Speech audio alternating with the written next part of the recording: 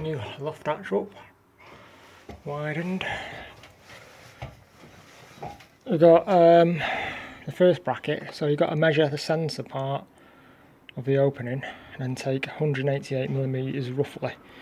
Not have to be mega bang on, but 188 either side. Pilot drill the holes and then put in the screws that come with it. I've just got 2 at the moment, but you can put a further 2 more in. But these screws are quite big heavy duty ones, so more than sufficient, but you can put, I probably will put another 2 in there. So that's the next step. That's one bracket on. Next one goes there. Right, so there's the brackets in place. Put these in first. Obviously you've got to make sure that is on the inner edge. These 2 bars. So I've got them in. Next part is to add the other bits. The next stage is just placing these support bars, swing arms. You just go into position, put the bolt through, into position, put the pin through. That's it. So that's that. That's the next stage.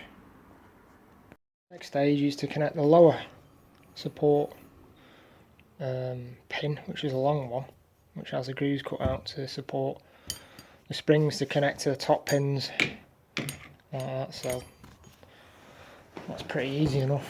You've got to be careful when you're installing the springs though, so they don't come back in your face.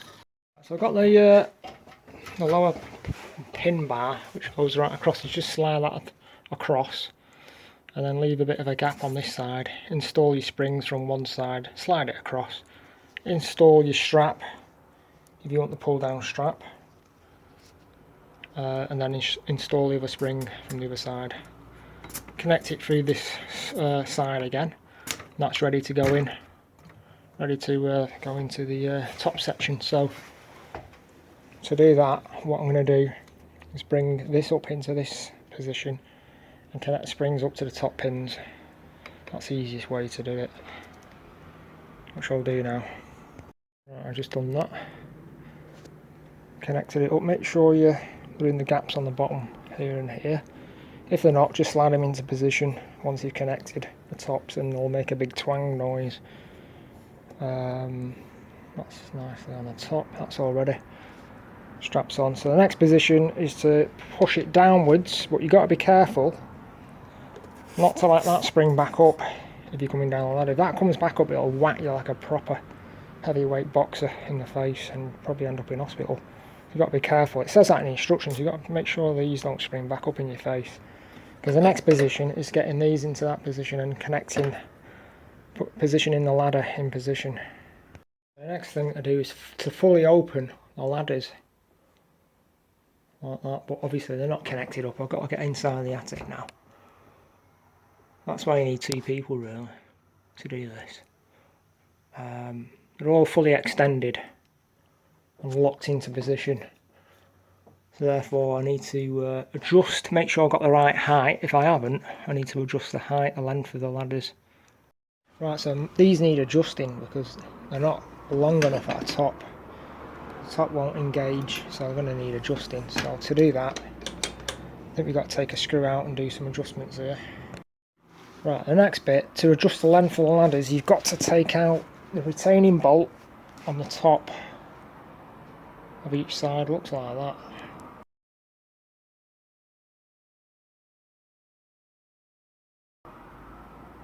And that goes in on the top there. So when you get the ladders, you'll see you can make it out. That position means they're not been adjusted, so we want that dial to twist 45 degrees. So we can adjust it by 15 centimeters, I think. So to do that, we've got to click the second to top red engagement locking pin, and you've got to press the very top one. So the next stage is to pull it up and turn it 45 degrees. So the top's going to be at 12 o'clock and then it locks in position. And if you want to go higher than that, you turn it so that lug that slot there is facing to the outer position. If you want it to the full length, 2.9 m, you turn it again with 45 degrees, pull it up, and it'll lock into that position with that lug sticking outwards. And you can see how much higher it is. Well, I don't want mine like that. I just want mine in the middle position. So that is at 12 o'clock, that lug there. That's where I want it. That one's locked in, that one's locked in. And basically all we do then is screw the screw back in, which is a star type screw, security type screw, like that. I didn't get the tool with this. I've had to get a suitable screw ratchet wrench to take that out with. So you put them back in either side and then line up the ladders with the top bars, adjusting the angle at the bottom, and then that should be it then. When you're happy with the length, you just pull these bars forward like that and get the special bolts and just line them up. That's it. Spin them anti-clockwise first, hear a click like that, and they're ready to go in. Yep, that's it, anti-clockwise. You don't want to thread these because they're important bolts. That's it, they're ready to go. Tighten them up with the supplied Allen key, which I got with the ladders, like that. So just fine tune that angle if necessary, so you're not stressing out the bolts when you tighten them up, and that's it.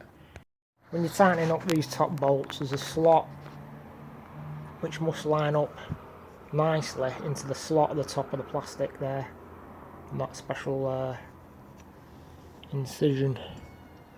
You've got to make sure you line them up so they're nice and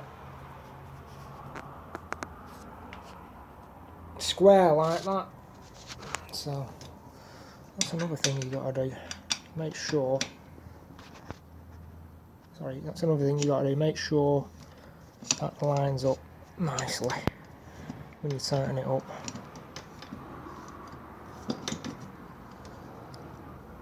That's it. It should be good to try out now. That's all nice and done. Let's give it a go. So there they are, fully installed. So with a strap, when you open up the hatch, just get the strap and pull that into that position. Now I'm big enough to reach and pull it off the lug that's holding it up.